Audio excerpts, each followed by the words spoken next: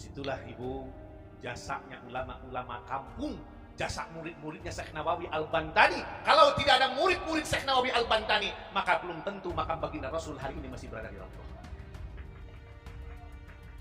Karena tahun 1924 Komite Hijaz dibentuk yang dipimpin oleh Kiai Haji Wahab Hasbullah yang menyampaikan nota protes kepada Raja Arab Saudi yang akan memindahkan makam baginda Rasulullah Shallallahu Alaihi Wasallam. Dan itu jasa siapa? Jasa ulama Indo, jasa kiai kampung yang tidak diperhitungkan, yang hari ini disebut satu Habib bodoh lebih baik daripada 70 ulama. Ada yang menyampaikan begitu kan? Apakah kita akan bangga bahwa kita ini anak si Fulan bin si Fulan bin si Anu bin si Anu? Sementara kedudukan kemuliaan manusia tidak diukur dari sisi nasab. Syaraful insan bil ilmi, bil amali, bil akhlaqi, wala bin nasabi. Kemuliaan seseorang itu dinilai bukan dari nasabnya, tapi dari ilmunya, dari amalnya, dan dari akhlaknya. Jangan pernah membeda-bedakan kepada siapapun. Ras, suku, bangsa, bahasa, bahkan beda agama pun tidak ada dalam diri kita harus memusuhi terhadap orang-orang itu.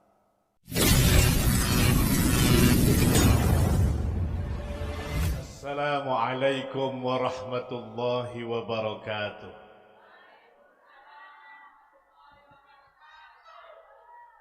Bismillah, alhamdulillah.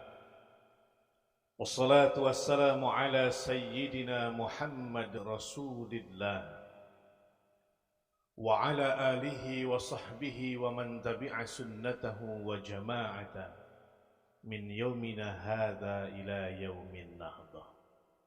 Ashaba fadilah Al-Syeikh Kiai Haji Muhammad Abdul Ghufran Al-Bantani, semoga beliau senantiasa diberikan kesehatan oleh Allah, dipanjangkan umurnya, senantiasa diberikan keberkahan. Tugas beliau itu berat, Bu, keliling se-Indonesia untuk menyampaikan cinta kasih sesama umat manusia. Para dewan guru pondok pesantren unik Nusantara Pancasila, uniknya enggak unik kok, enggak hames ya. Alhamdulillah. Hadirin wal hadirat rahimakumullah.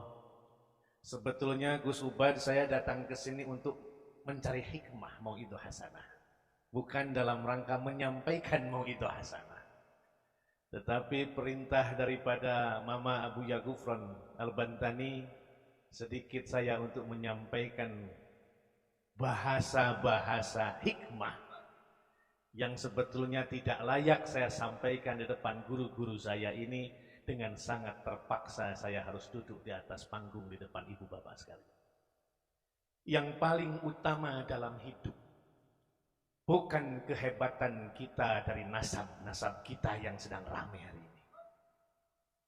Apakah kita akan bangga bahwa kita ini anak si Fulan bin si Fulan bin si Anu bin si Anu? Sementara kedudukan kemuliaan manusia tidak diukur dari sisi nasab. Syaraful insan bil ilmi, bil amali, bil akhlaqi, wala bin nasabi. Kemuliaan seseorang itu dinilai bukan dari nasabnya, tapi dari ilmunya, dari amalnya, dan dari akhlaknya. Dari akhlaknya. Apa yang menjadi beban kehidupan kita ketika kita membawa nasab? Disampaikan bahwa nasab kita tersambung kepada Rasulullah Sallallahu Alaihi Wasallam, tetapi adab kita jauh daripada tuntunan para nabi. Apakah layak disampaikan itu sebagai turunan nabi? Nabi tidak mencontohkan itu. Sementara baginda Rasulullah Sallallahu Alaihi Wasallam diturunkan ke muka bumi untuk menyempurnakan akhlak kita. Yang menjadi beban moral saya itu bukan Abdul Aziz Gus Ubad. Belakangnya itu Cicit Mama Ciwedus. Yang berat membawa beban hidup saya itu bukan Abdul Aziz, Tetapi embel-embel nasab yang selalu dinisbatkan kepada saya bahwa Abdul Aziz adalah cicitnya Mama Ciwedus. Sementara rokok saya masih Marlboro, rokok Yahudi. Belum sin. Nah ini yang menjadi sebuah persoalan. Maka dari itu ibu dan bapak sekalian, hati-hati dalam memilih guru. Hati-hati dalam memilih guru. Kepada guru jangan pernah suudzon. Kepada guru jangan pernah kita berburuk sangka. Yang paling utama kepada guru kita bukan kita meraih ilmunya, tetapi rasa hikmah kita kepada guru itu yang justru akan menyelamatkan kehidupan kita. 130 tahun yang lalu ada sosok ulama dari Jawa, dari Sunda yang melahirkan ulama-ulama besar yang bernama Syekh Nawawi Al-Bantani. Orang-orang di Arab itu lebih mengenal namanya Abdullah Al-Mu'ti. Makanya lahir anak saya yang nomor 4 saya namakan Abdul Mu'ti. Kenapa? Karena saya begitu hormat kepada Syekh Nawawi Al-Bantani. Apakah ibu dan bapak sadari ibu dan bapak bisa sholat karena siapa? Karena Syekh Nawawi. Ibu dan bapak bisa punya adab karena siapa? Karena Syekh Nawawi. Para habaib datang ke Indonesia karena siapa? Karena Syekh Nawawi Al-Bantani. Kita harus memahami fakta sejarah tatkala Turki Utsmani hancur akibat pengkhianatan dari penggembala-penggembala kambing yang bernama Ibnu Saud, yang akhirnya Hijaz diganti namanya menjadi Saudi Arabia. Karena itu dari pengkhianatan Ibnu Saud yang diperalat oleh Raja Anglikan, Kristen Anglikan yang bernama Raja Socat, yang menghancurkan kedaulatan Turki Utsmani, kekhalifahan terakhir dalam daulah Islamiyah. Dulu namanya Hijaz, nggak ada Saudi. Disitulah ada yang bernama sosok orang pintar yang bernama Muhammad bin Abdul Wahab, yang dia membuat sebuah kitab yang berjudul La Madhabi, tidak percaya tidak ada madhab yang empat. Jadi kalau ada sekarang orang-orang Wahabi yang menyampaikan bahwa dia madhabnya kepada Imam Hambali, kurang konsisten sebetulnya. Ya, apa kurang konsistennya? Imam Hambali itu kalau dijilat anjing kudu disopak jeung daging-daging apa? Kalau dijilat anjing dia tetap aja ngikutnya ke Imam Syafi'i. Kan gak konsisten, gak mau rugi. Nah ini yang paling bahaya, Bu. Dan jasa Imam Syekh Nawawi Al-Bantani, beliaulah yang membawa Islam yang memiliki sebuah model, karena beliau menjadi mufti Mekah tatkala gejolak Hijaz sedang betul-betul ada pergoncangan di akhir masa kekhalifahan Turki Utsmani. Dan puncak keruntuhannya adalah tahun 1924, ketika akhirnya keruntuhan Turki Utsmani itu selesai. Disitulah ibu, jasanya ulama-ulama kampung, jasa murid-muridnya Syekh Nawawi Al-Bantani. Kalau tidak ada murid-murid Syekh Nawawi Al-Bantani, maka belum tentu makam baginda Rasul hari ini masih berada di Raudhah. Karena tahun 1924 Komite Hijaz dibentuk yang dipimpin oleh Kiai Haji Wahab Hasbullah, yang menyampaikan nota protes kepada Raja Arab Saudi yang akan memindahkan makam baginda Rasulullah Sallallahu Alaihi Wasallam. Dan itu jasa siapa? Jasa ulama Indo, jasa kiai kampung yang tidak diperhitungkan, yang hari ini disebut satu Habib bodoh lebih baik daripada 70 ulama. Ada yang menyampaikan begitu kan? Bahlul.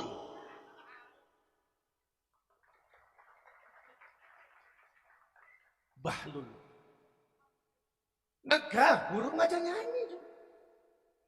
Jangan pernah kita berbicara tentang kesolehan sosial, adab dan akhlak ketika ulama-ulama kampung tidak ada yang mengajarkan akhlak terhadap anak-anak itu. Betul, Bu? Anak-anak ibu bisa ngaji dari siapa? Dari ulama kampung. Anak-anak ibu bisa rukun Islam dari siapa? Dari ulama kampung. Itulah ulama kampung yang mengajarkan dari basic, dari bawah sampai dengan memahami bab-bab yang lebih tinggi dalam urusan beragama. Kan baheula mah bahasa Sunda diajarnya jahil aku sobat. Baja barba, faja barfasin, JRC, ya jabaria, tarabas, bapasia, gitu. Yang bukan orang Sunda, orang Mudeng.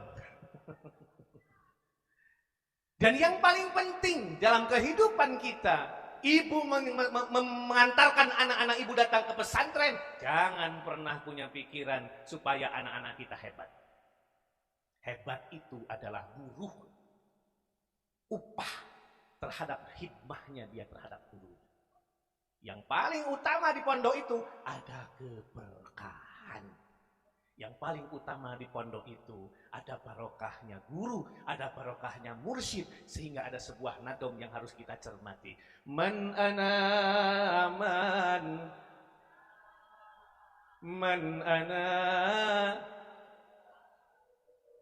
terus kaifama hum kaifama awakum man ana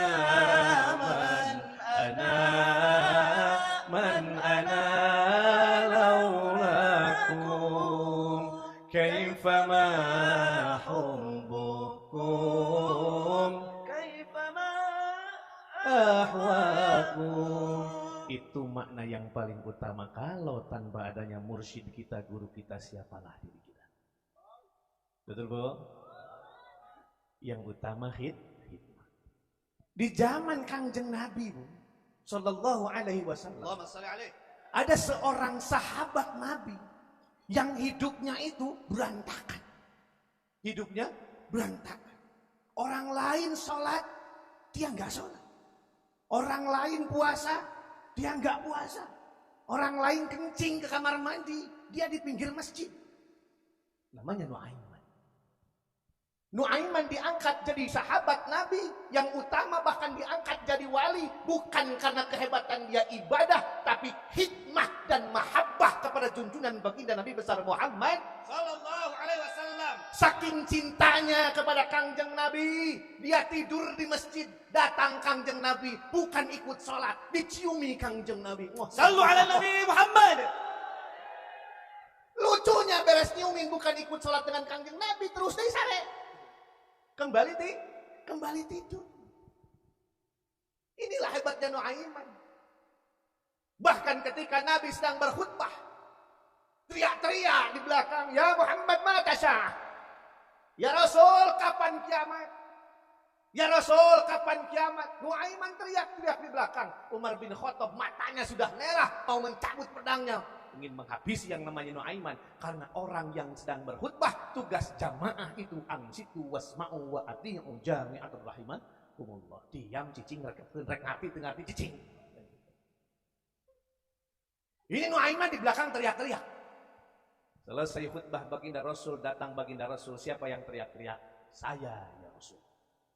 Apa bekalmu nanti ketika engkau kiamat datang ke akhirat? Apa yang sudah kamu perbuat selama di dunia? Apa yang disampaikan Nuaiman? Lah, itu bukan nama. Saya nggak punya apa-apa. Saya nggak punya ilmu. Saya nggak rajin ibadah. Tidak seperti dengan sahabat-sahabat engkau ya Rasul. Hanya satu modal saya ya Rasul. Ana uhibbu ilaika. Aku cinta kepadamu ya Nabi. Apa yang disampaikan oleh Rasul? Kalau kamu mencintai kepada aku, maka aku pun mencintai kepadamu.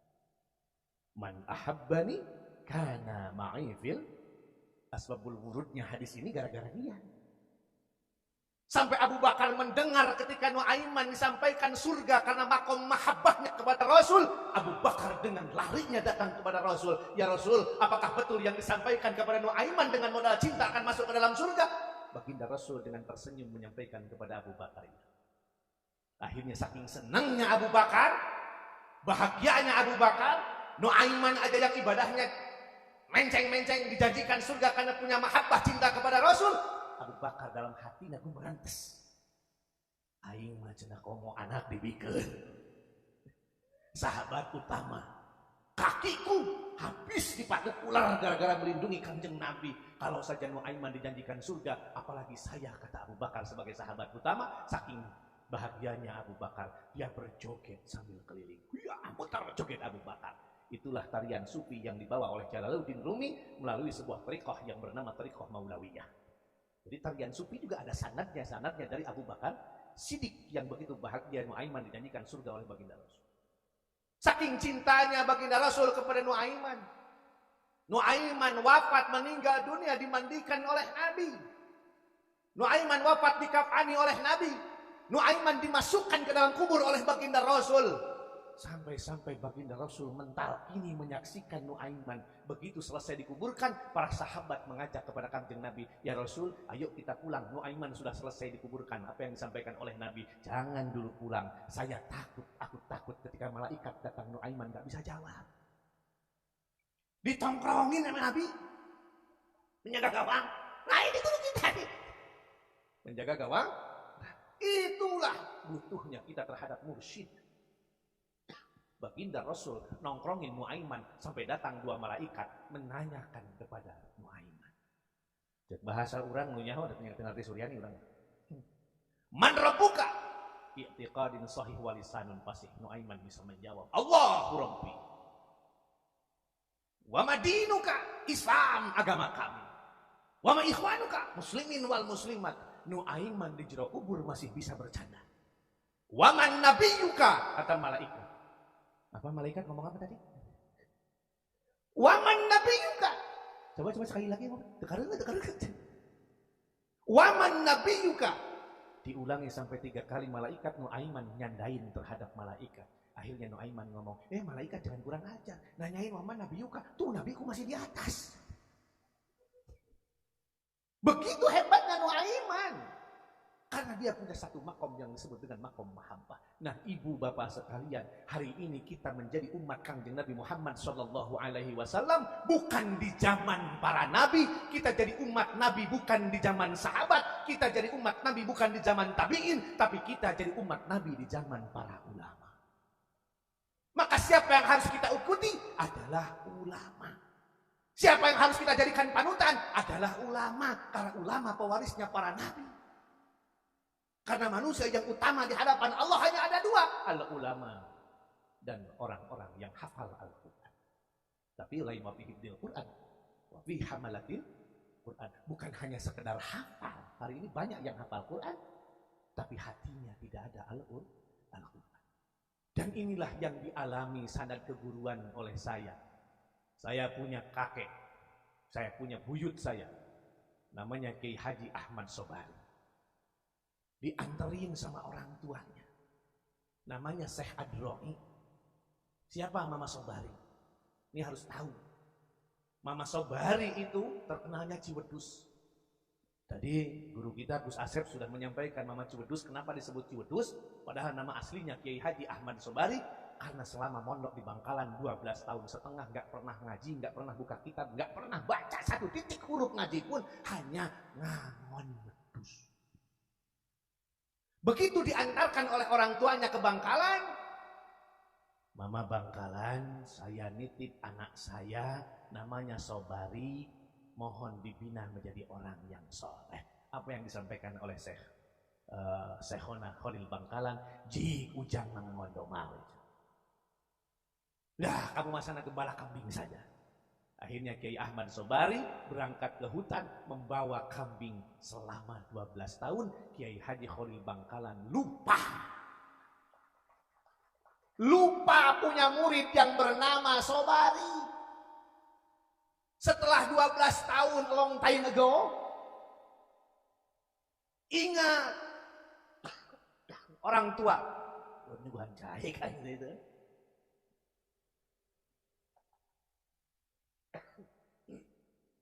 12 tahun kemudian orang tua Mama Sobari di Kuningan Ciwedus ingat punya anak di pesantren.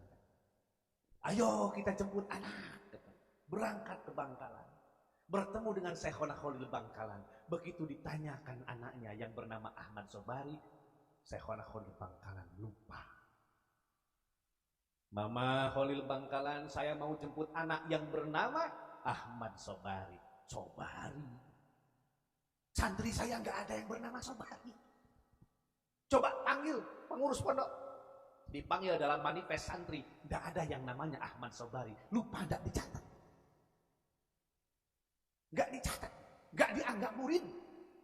Tapi Mama Sobari nggak pernah undung, nggak pernah dia merasa marah. Diberikan sebuah tugas oleh kiainya untuk menggembala wedus selama 12 tahun setengah. Bahkan ada yang menyampaikan riwayat sampai dengan 13 tahun. Begitu ngobrol lama, Syekhona Khalil ingat, walaupun wali tetap manusia. Kadang-kadang ada ingat, ada lupa. Itu mah fitrah manusia. Begitu sekian lama kita ngobrol, orang tua Mama Sobari ngobrol, Syekhona Khalil ingat, waduh, dulu pernah ada anak yang disuruh ngelawan wedus. Akhirnya ngurus santri, nyari ke hutan, datang Mama Sobari, sudah berjenggot, wedusnya sudah banyak. Datang ke pondok, Mama Sobari ditanya oleh Syekhona Khalil Bangkalan, Sobari, berapa tahun kamu gembala wedus? Kalau tidak salah menurut hitungan Mama 12 tahun setengah. Waduh, pernah ngaji? Gak pernah. Nah terus kerjamu apa? Gembala wedus sesuai tugas Mama. Karena Mama tidak pernah ngomong kepada saya, selesai gembala wedus, maghrib masukin kandang, terus ikut ngaji. Mama hanya menyampaikan amanat kepada saya, urus wedus, gembala kambing, sampai gemuk, sampai sehat kambingnya. Saya tidak mau mengkhianati terhadap amanat guru. Itu bahasa Mama Sobat. Pernah ngaji? Tidak. Makan gimana? Yang ada di hutan saya makan. Tidur gimana? Bikin saung di hutan. 12 tahun Sobari? Iya, 12. Akhirnya Mama Sobari, Mama Khalil Bangkalan menyampaikan kepada orang tua dan Mama Sobari, jangan dulu pada pulang, tunggu 3 hari, saya mau riadoh tirakat di dalam kamar. Akhirnya Syekhona Khalil Bangkalan masuk ke dalam kamar. Alhamdulillah, memang unik.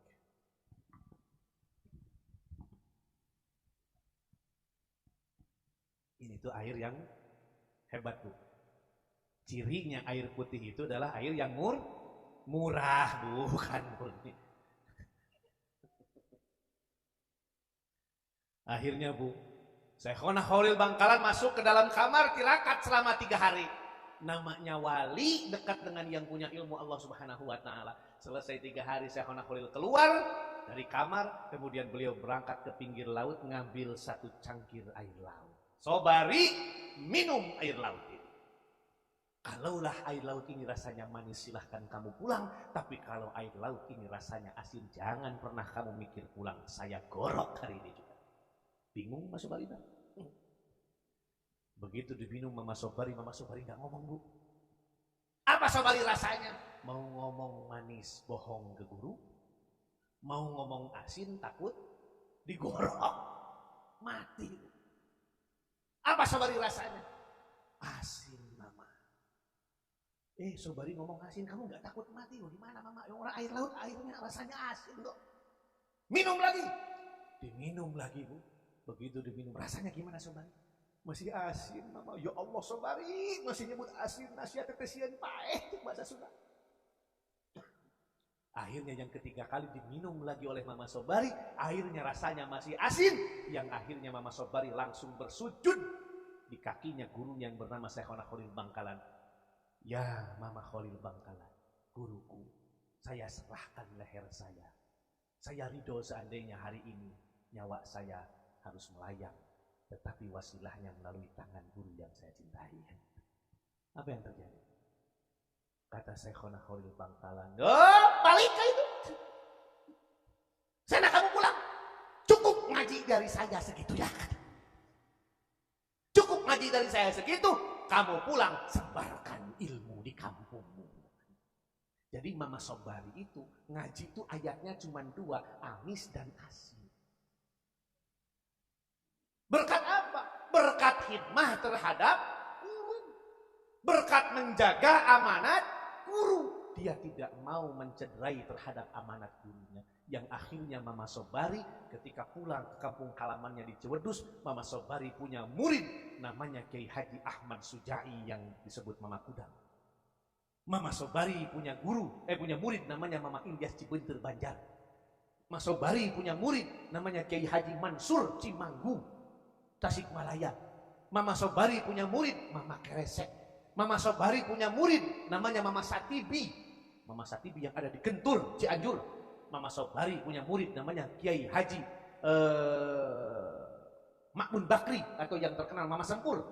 Mama Sobari punya murid yang terkenal se-Jawa Barat, yang akhirnya Mama Sobari menjadi satu wasilah sanad keguruan yang masuk di Jawa Barat melalui Syekhona Khalil Bangkalan, melalui Syekh Nawawi Al-Bantani yang sanadnya nyambung kepada Mama Sobari dengan Syekhona Khalil Bangkalan itu saudara. Agak jauh. Karena Mama Sobari dipertemukan dengan Syekhona Khalil pada satu keturunan yang sama. Kiai Haji Ahmad Sobari bin Syekh Adra'i bin Buyut Ma'illah bin Tubagus Kalamuddin bin Abdul Mahasin Zainal Abidin bin Sultan Haji atau yang terkenal dengan Syekh Mansuruddin Cikaduan bin Abdul Fatah Abdul Fathi atau terkenal dengan Sultan Ageng Tirtayasa bin Abdul Ma'ali Ahmad bin Abdul Mufakhir bin Maulana Yusuf Banten bin Maulana Hasanuddin Banten bin Syekh Syarif Hidayatullah bin Sayyid Abdullah Asyaba. Itu sanad silsilah keturunan dari Mama Sobari. Jadi ibu bapak sekalian, dari Sabang sampai Merauke khususnya di Nusantara, sanad keguruan tidak lepas dari ulama besar Hijaz yang keturunan Indonesia asli Nusantara yang bernama Syekh Nawawi Al-Bantani.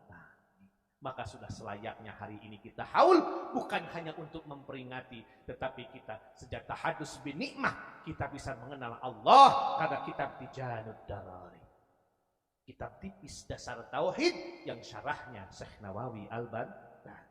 Kita bisa ibadah karena syarahnya dari Syekh Nawawi Al-Bantani yang bernama Syafinatun Najah. Inilah jasa-jasa beliau. Sampai beliau hari ini tidak pernah kita lupakan. Karena ulama-ulama yang membawa hikmah kepada kita, mengajarkan kepada kita yang paling utama itu adalah adab dan akhlak. Adab, akhlak. Adab kedudukannya lebih tinggi daripada ilmu. Buat apa orang yang tinggi ilmu tetapi adabnya rendah? Jangan pernah sekali-kali, walaupun dia mengaku keturunan Nabi sekalipun, tetapi dia tidak mencerminkan akhlak Nabi, jangan pernah diikuti. Tapi kewajiban kita menghormati kepada siapapun. Al-hurmatu khairun minat ta'at. Hormat itu lebih utama daripada taat.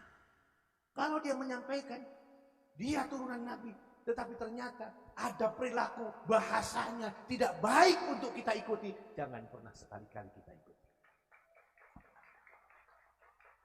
Kasih sayanglah kepada siapapun yang kita kasih. Jangan pernah membeda-bedakan kepada siapapun.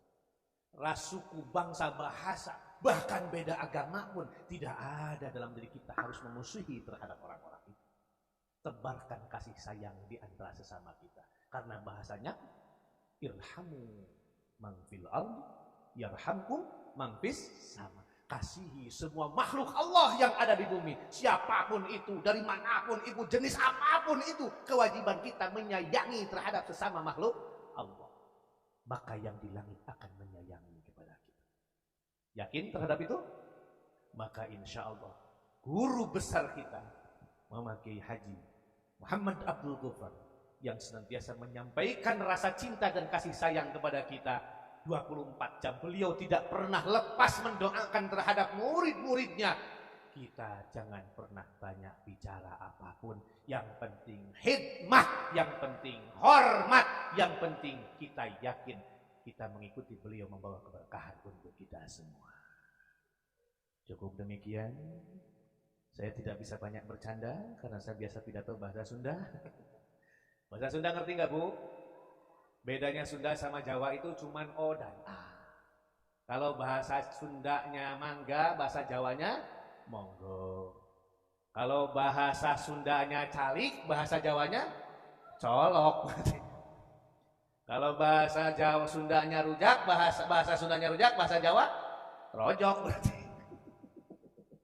Bedanya cuma ada dan O itu saja kan.